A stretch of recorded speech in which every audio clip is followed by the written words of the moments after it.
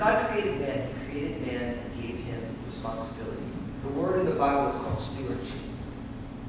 Each one of us has been given a stewardship. And your stewardship is every aspect of your life, because we didn't create these lives. Our parents didn't even create these lives. Our parents got to be involved in the constitution of it, but all life is given by God. Our parents didn't create the DNA. It was given by God's designing purposes. And each one of us with gifts and talents and personalities and good points and bad points, we've all been given stewardship over our lives. And part of our life is our money. That's only part of her. See, when every human soul stands before God on that day, we're all going to give an account for the stewardship of the life that we had. We're all going to give an account. We're going to stand before God, and God's going to say, what did you do with what I have entrusted to you? All of our lives. That means that there's some people in here who God's entrusted with phenomenal business and entrepreneurial giftings. Some of you couldn't do business if you tried. You can take all the courses you want, and you just don't have that. And some of you have great giftings of hospitality. And some of you couldn't make someone feel hospitable if you tried. You know what I mean? Each one of us with our own unique and talents given by God, we're going to stand before God on that day, and God's going to ask us for an accounting of our stewardship. All of us. Every single one. Now, all of our stewardships are different. God realizes that there's some people, he's given certain gifts, he's going to hold them accountable for those. And other people, other things. Nobody has the same gift, but everybody has been entrusted with something. And each one of us are going to give an account for that on that day. And you might say, well, only non-believers. No, all believers. Because the Bible teaches that there is one final judgment, but there is also what they call the judgment seat of Jesus, where each believer's stewardship is going to be tried with fire to see what sort it is. If you don't believe, just go read 2 Corinthians chapter 5. We're all going to give an account for this life. And you know what's so awesome about that? For some of us, that's terrible. But the reality is that this life means something. It means something. I think, isn't that what everyone's looking for? What does this life mean? What this life means is that God, who created everything, has entrusted to each human being responsibility for something that's in front of them. And God actually cares about how we do that. So different from the deistic view of most people, where they think that God just created everything and couldn't care less. No, God really cares about our lives. He cares about who we are, how we live, the impact that we have on the world and on the people around us. He's going to hold us accountable for every action, every life. And they say, well, I don't want God to hold me accountable for. Because that sounds terrifying. But when you realize that God holds you accountable, it actually helps you realize how valuable it really is. It's that important to God. That's the thing that blew my mind this week as I was studying this. It's like, it's like, well, what's the big deal? That's how I was praying this test. I mean, Ananias, they sold something and they gave it. I mean, praise God for the generosity. And the Lord was revealing and impressing on our heart, I care so much more than it just being like, oh yeah, they departed with it. I care about your life. I care about how you live. I care about how you handle yourself. I care about the impact that you have on the world, because you don't live in a vacuum. And every decision you make, good, bad, indifferent, has a radical impact on the world that we live in. Every breath has an impact. And you can study quantum physics, and they all testify the same thing, that we're all here together, and every action has an equal reaction in the world. It's through science. It's through nature. It's here. And the reality is that God, in creating us, cares so much that he's like, look, I'm going to hold you responsible for these lives. Because I care. And I'm going to hold you to an account. Now, we know that when God holds us to an account, that nobody is going to give an accounting that is a perfect accounting. And that is why Jesus died on the cross. That's why.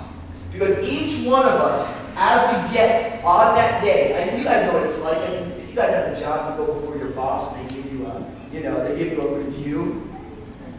And nobody ever gets the perfect review, right? A good boss will say, look, you've done really good in these ways, but you got to get look at this.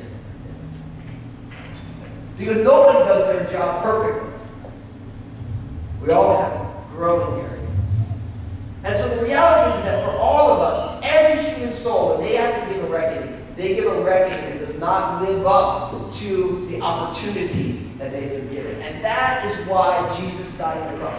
That is why, no matter what religion you follow, at some point you come to Jesus and say, I get why you died. Because if you're trying to be a good Muslim your whole life, you're trying to be a good Jewish person your whole life, you're trying to be a good human being by worldly, secular standards, you still find a million ways that you fall short.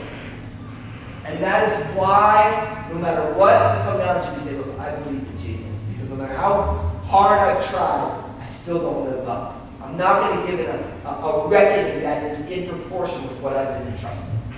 And that's everybody. Throughout all of creation. Everybody falls short. But because we know that, and because we believe in Jesus, if you're here today and you're a Christian, we realize that's why Jesus died. But yet we still need to take responsibility for the lives that we live. Each one of us. Because it's really easy to believe in Jesus and have a life that is being lived half-cocked. Halfway. I mean, I think, right now it's basketball season. Rob and I were talking before service about his Lakers. It's hard. Right? The Lakers have been a good team. I grew up outside of New York, so rooting for the Knicks. I'm just having a blast. They're actually winning games. So. But on the Knicks, there was a guy, Eddie Curry. He was like the first pick in the draft like 9 years ago. And this guy is huge. But the problem with Eddie Curry is that Eddie Curry's got all the gifts and talents, but he's lazy. And for as long as he's been in the league, he just never lived up to the potential that he's been given. And it's funny because now that it's trade time, everyone wants to get rid of Eddie Curry. Because he's on the team for like 5 years. I think he's played like 2 games in the last 3 years. He's getting $20 million a year. And look, everyone's shaking their head like, I wish that would be my job. You know what I mean? Just give me $20 million to sit on the bench. But the reality is for a lot of us as people who follow Jesus, that's exactly what we're doing. We've been entrusted with all this, and we're kind of like the guy who just isn't willing to go to the gym and get ourselves going. We're willing to accept so much less than real life.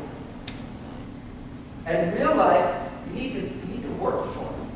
We're saved by grace, but we're saved unto good works. And if we are not willing to put ourselves on the line, we're going to end up having to give an accounting of so much less.